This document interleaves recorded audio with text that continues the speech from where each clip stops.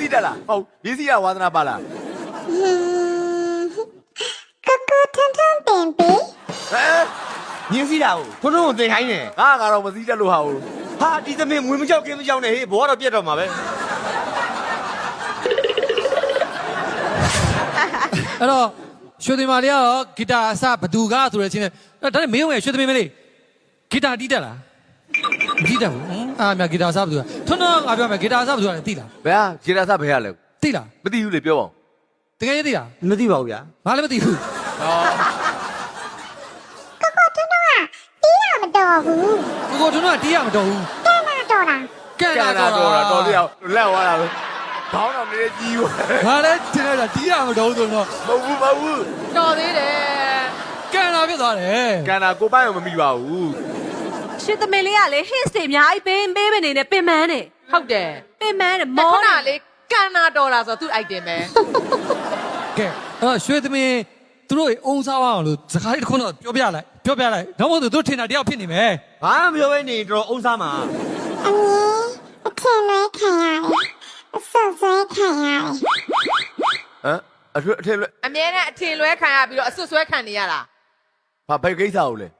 အချစ်ရင်းနဲ့ပတ်သက်ပြီးတော့လား ဟုတ်လေဟုတ်ပြီ အေးဘာလဲတစ်ခုခုတော့ပြောလေ ဘာလို့စားစားတော်တော်ဘာလို့ ဘာဆဆတော့ဘာလို့ ဘာနေနေအစွတ်ဆွဲခံရတယ်ထင်လွဲခံရတယ် မမျိုးကြီးများလား ဟမ် မပြောနဲ့အဲ့ကြောင့်ပြောရကော နော်မမျိုးကြီးများလားမယ်လိုဒီလေ ကောက်သီးမလား ကောက်သိမလားတဲ့ကောက်ရိုက်တယ်မှာတဲ့ ကောက်သိ ဒီ မလား ပါမဟုတ်လေဒါအခုမှ hits ပဲရှိသေးတယ်တိကျင်ပြီလားတိကျင်မေးလို့ရတယ်2မိနစ်ပေးမယ်ဟုတ်ပြီလား မေး 2မိနစ်ပေးမယ် မေး 2မိနစ်မှာဟာမင်းတို့အစနေပြေ2မိနစ် ကောက်သီးရက်တက်လားလို့ ကောက်ပြီးရိုက်တဲ့ကူကူတွေကို မြင်းစီတက်လားဟုတ်မြင်းစီကဝါသနာပါလား ကိုထွန်းထွန်းပင်ပီ ဟမ် မြင်းစီးတာကိုထွန်းထွန်းကိုတင်ခိုင်းတယ် ကတော့မစီတက်လို့ဟာဟုတ် ဟာဒီသမင်ငွေမကြောက်ကင်းမကြောက်နဲ့ဟေးဘောကတော့ပြတ်တော့မှာပဲမင်းမြင်းစီးတင်ခိုင်းနေတယ် မလုံနေတဲ့10နှစ်ခရေကလေချင်းကစားရင်ရိုးရိုးမကစားဘူး तू က ဘလို့ကစားတာလဲကင်မီကောင်ထောက်တော့လား ချင်းကစားတော့ရီးစားနဲ့ဗီဒီယိုကောခေါ်ပြီးတော့ဒီမှာဒီလိုမျိုးဟိုဘက်ကဗီဒီယိုရီးစားလဲဟိုချင်းနဲ့အလေးတွေမ तू ကလည်းဒီဘက်ကနေဗီဒီယိုကောတဲ့အလေးတွေမဒါပေမဲ့ကိုရီးယားကြည်ညာဘောနော်အော်အဲ့တော့ကိုရီးယားရီးစားမရှိဘူး ဟော အဲ့ချိန်မှာကြည်နေသူများရင်ယောက်ျားရသွားမလား10နှစ်ရှိပြီမရသေးဘူး ဒီငါနင့်ကိုရီးစားရမြမေးနေရမဟုတ်ဒီတို့ကိုဖူလဲဆိုမေးခိုင်းနေ မအဲ့ဒါပြောလိုက် तू လဲဆက်တိသွားပြီလေ तू နဲ့သမီးနဲ့တိသွားပြီ ဒီဒီကမြင်းစည်းချင်နေလား မြင်းကအမြဲရှိချင်တယ်မျက်စိသွားတင်အောင်ပဲဘယ်မှာတင်ကောင်းမလဲမသိဘူး ဘေးမှာတင်ကားလိုက် မြင်းကငါပဲဟေးမြင်းကငါပဲဟုတ်ပြီလား ချစ်သမီးလေးနိုင်ငံခြားသွားတော့ကလေအမလီသူပဲအမလီရဟန်းဟာမသမီးမလီအကုန်သမီးတက်တယ်ဘာမှဘယ်သူမှခွန်ပလန်နဲ့မလီသွားအမယောက်ျားလဲထားခဲ့သူ့လုပ်ပေးမယ်ပြီးတယ်ပြီးတော့လေရင်ခွင်းမှာလေနောက်ကြလို့လေရင်ရက်ထွက်တော့သူကြငါပါဝါငါတယောက်လဲ ဟလာအဲ့လိုဖြစ်ဘူးလားဟလာဖြစ်ဘူးလား ဟုတ်တယ်မလားပြော လင်းရင်ကခဏနောက်ကျဘူးတော့ဘယ်တော့မှလည်းမသိတော့ဂျပန်တူတူသွားတော့က ဂျပန်တူသွားတော့ရတယ် တေချာပါကျွန်တော်မဟုတ်တော့ကျွန်တော်ဂျပန်မရောက်ဘူး ဟုတ်ဘူး तू ကဂျပန်မဟုတ်တာလွှဲပြောတာပေါ့ဟဲ့အမလီဓမတ်စင်ကာကလေ तू ကအမလီသိတယ်မလားဘန်ကောက်ကိုဂျပန်ပြောမယ်ဂျပန်ဆိုရင်အမေရိကပြောမယ်ဒါတွေကရိုးနေပြီ ဟုတ်တယ်အာကသလိုက်စားရတာဝါသနာအပါဆုံးပဲမလား စားလိုက်စားလာတော့ဘူဖီလိုက်စားလာတော့အလူလိုက်စားလာတော့အကုန်လုံးဝါဒနာပါတယ် ဟုတ်တယ် तू ကအစားမဲ့တယ်အစားကြိုက်တယ်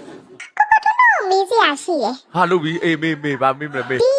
နှစ်ပိုင်းမင်္ဂလာဆောင်မယ်ဆိုတာလေဟိုတယ်မှာတွေ့တဲ့အမကြီးနဲ့လားဘာမှတွေ့ရဲ့မော်ဒယ်ကလေးနဲ့လား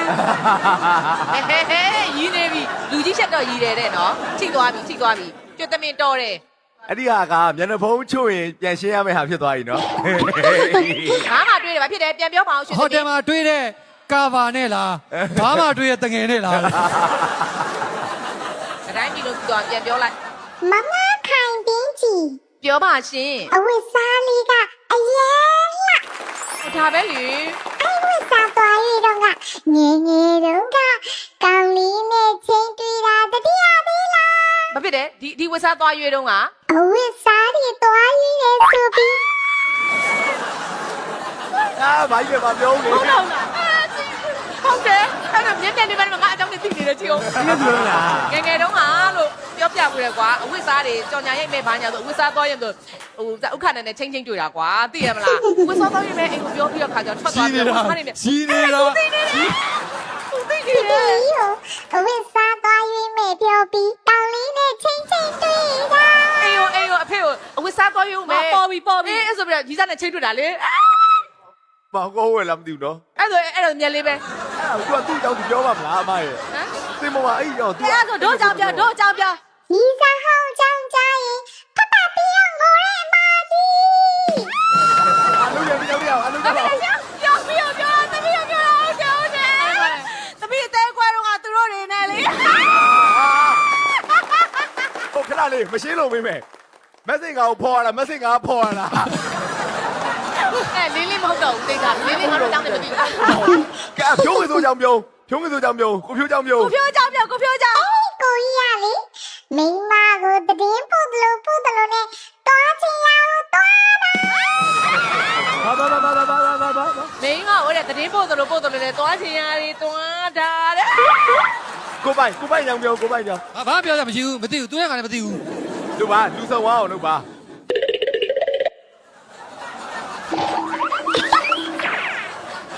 အဲ့ဒီလူကြီးရလေ ပြောပလိုက်တော့ မိမနဲ့သမီးကိုအရင်ချစ် အာ မိမနဲ့သမီးကိုအရင်ချစ် ရဲ လို့ ချစ်တယ်ပြီးတော့ မိတ်က ချိန်ပြပါဦးခင်ဗျာ အပြုံးပြောလို့ရတယ်ပြော ပါဘူးတကူလေးပါလေ ပေါင်တာဘူးတူးတဲ့ပါတယ်တဲ့မိကမလေးတဲ့ ပြီးတော့သူများတွေလိုက်လိမ့်တာဟုတ်တယ်မသူမှပေါင်တာပွေးမပါတ သူ ယ် သမီးမလွဲရင်တော့မှဒိုင်လို့မစားတော့ဘူးဗျာ အဲ့ဒီတယောက်မဟုတ်ဘူးဘာလို့ဆိုအဲ့ဒီတယောက်နဲ့တူအောင်လှုပ်ထားတာ အဲ့လိုပြောဖြစ်နေမလား သမီးတို့တွင်းလုံးနေ အဲ့ဒီအတွင်းလုံးနေအဲ့တယောက်ပဲသိတယ်အဲ့အတွင်းလုံးနဲ့လင်းလည်းမသိနိုင်ဘူးဘယ်သူမှမသိနိုင်မဲလိုဒီလည်းမသိဘူးမဲလိုဒီလည်းမသိဘူး မသိဘူး သူပဲသိတယ်သူပဲသိတယ် အဲ့ဒီလူကြီးရလေ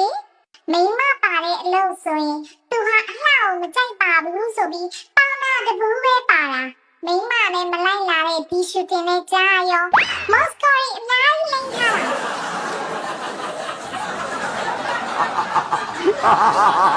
အရှင်မကြီးကကြာပါပြီ ညခုံးမွေးကိုကြည့်ပါလားအမောင်လေးနဲ့ဆိုးထားတာလက်ကမ်းကြီးလဲဆိုးထားတယ် ကဲကျေးဇူး ညမလေးကမပြည့်သေးဘူးလား ရှင်းသမီးအသေးခွဲတော့ကလည်းလေတို့တွေသိတယ်နော် သူတဲ့ခွဲရပါပို့ဆိုရင်တခါ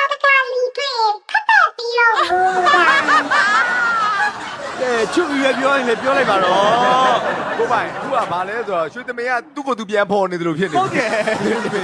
ဒါမလုပ်နဲ့ငါဖော်မယ်နေတော့မဖော်နဲ့ဆိုတာထားဖြစ်နေတယ် ဟဲ့သူလည်းမထူးစားခင်းတာပေါ့ဟဲ့ တော်ဒီကိုမက်ဆင်ကဘာတော်ဝရတယ်လို့ပြောလို့ မေရာရှိပါဘလာကြီးပြရတဲ့ပုံကြီးရိုက်လို့မရတော့ မေရာရှင်းမှာဘာလို့မရမှာတော့ရိုက်ရလေ ဘာလို့လဲ မရတော့ ရပါတယ်ရပါတယ်ကြံသေးရကြံသေး မိမရတော့မှမဟုတ်လို့လားမိမရတော့မှလား ယောက်ျားယူမှာက ဒီပါအောင်ရှင်းသမီးကလည်းဟိုတစ်ခေါက်တို့တွေမေမြို့လာတော့ကလေရှင်းသမီးကလည်းအသေးကွဲနေသလိုပါလို့လေသူချစ်ချင်တဲ့သူတွေနှစ်ယောက်တည်းတွဲခုတ်လာတာဟုတ်တယ်မလား မပြောနဲ့ အဲ့မဲ့ကြာပါပြီအခုကတော့တကယ်အသေးကွဲနေတာပါသူတယောက်တည်းဖြစ် အသေးကွင်း ဟုတ်အဲ့လောက်ကြီးဒါတယောက်ချင်းစီအကြောင်းပြောတယ်ကျွန်တော်အကြောင်းလဲကျွန်တော်လည်းသူ့လို့ပဲထင်တာဒါပေမဲ့အဲ့လောက်ပြောနေ तू ဟုတ်ပါမလား ဟုတ်တယ် ဟုတ်တယ်လေ तू ပဲမသိတာ ဒီလောကလုံးမှာအဲ့လိုပြောတာသူတယောက်ပဲရှိတယ် ကဲရွှေသမင်းလေးဒီ၄ယောက်ထဲမှာဘသူနဲ့အတူသွားဘူးသွားတာအများဆုံးလဲဘသူအကြောင်းအတိဆုံးလဲ၄ယောက်ထဲမှာ ကဲပြောလိုက် ဘ တော့ သူအကြောင်းအတိဆုံးလဲ ငါမထိုးတယ်နော်ငါမထိုးတယ်နော် ဒီအရုပ်ဖယ်လိုက်ဒီ၃ယောက်ကို ဒီဘက်၃ယောက်ကိုဖယ်လိုက်မယ်သူပဲကြံတာပေါ့ ငါမသိဘူး ဒီနေ့စကားမပြော လေးပြအဲ့ ကလေးဖေနဲ့စကားမပြောသွားလိုက်တော့သွားလိုက်တော့အာဒီ၃ယောက်နဲ့ကလေးဖေနဲ့တော့စကားပြောမနေတော့ အချိန်ပြည့်သွားပြီအချိန်ပြည့်သွားပါပြီ တေးကြပြီညို့ကလေးဖေပိုင်းထည့်နေပြီဂျင်းက အချိန်ပြည့်သွားပါပြီ ချင်းကဘယ်လိုပြေသွား ပြည့်တာကြော်ကြနေပြီ2မိနစ်ပြောပါလေ ကိုကြီးဘယူဆိုင်နော်ပြီးခဲ့တဲ့စီဇန်2တော့ဟာမာကာကြီးပေါ်လို့ကြရက်တွေထပြီးပြီအခုမှဟာမာကာကြီးကဆယ်ဒီဆောင်တော့လုပ်နေတယ်သူကမွေးစရာမရှိအကုန်မွေးမှာနော် အဲ့တော့ဒီရောက်လာကဲချစ်စရာလေးပါရွှေသမင်းလေးရဲ့ချစ်တဲ့အာဘွားငါတို့အကုန်လုံးဖော်ပေးသွားလို့ သွား အဲ့တော့အခုထွန်းထွန်းအကြောင်းလည်းပြောရတယ်ဒီဒီအကြောင်းလည်းပြောရတယ်မခိုင်လေးရီသားနဲ့ချင်းတွေ့အကြောင်းလည်းပြောရတယ် ပုံတနင်္ဂနွေ မိမကြီးကိုပုံသက်ပြီးပောက်ကပြောတဲ့အကြောင်းလည်းပြောရတယ်အဲ့တော့ကိုကိုအဲ့လိုဖော်ခံလိုက်ရတော့ဘယ်လိုခံစားရလဲ သူပြောတဲ့ဥစ္စာတွေကဒီယောက်ျားလေး2ယောက်ဟာတော့မှန်မယ်မထင်ဘူးမိန်းကလေးကတော့သူတို့ကသူတို့မှန်လိမ့်မယ် ဇွတ်တင်မပြစ်တာတွေ့လား မှန်ပါတယ်ကိုထုံးကလည်းဟိုတယ်မှာတွေ့ရမှန်တယ်မလား မိန်းကလေးကတော့မှန်ယောက်ျားလေးကမမှန်ဘာလို့ကျွန်တော် ငါမောင်ဟာတွေအမှန်တိုင်းပြောသွားတာမလား လွန်ခဲ့တဲ့9နှစ်နောက်ပိုင်းကဆိုရင်တော့သူပြောရမှန်ဒီနောက်ပိုင်း9နှစ်ကကျွန်တော်ကအင်မတန်သိက္ခာသမားကြီးရှိ ဒီနောက်ပိုင်း9နှစ်ကမင်းကမိန်းကလေးနဲ့မတွေ့တော့ဘူး မအရင်ချ အတီတွဲတာ9နှစ်ရှိပြီ သိက္ခာသမားကြီးရှိရဖြစ်တဲ့အတွက် ဟောသူပြောချင်တာကတော့အခုဒီနောက်ပိုင်း9နှစ်ကအတီတော့တဲ့တယောက်ရင်နေတော့ကတော့ဟုတ်ချင်ဟုတ်မယ်အဲ့လိုဟောမခေါ်သွားပြီကပြောဟုတ်တယ်ဟုတ်ပြီရပြီလားအခုဆက်မယ်နော်โอเค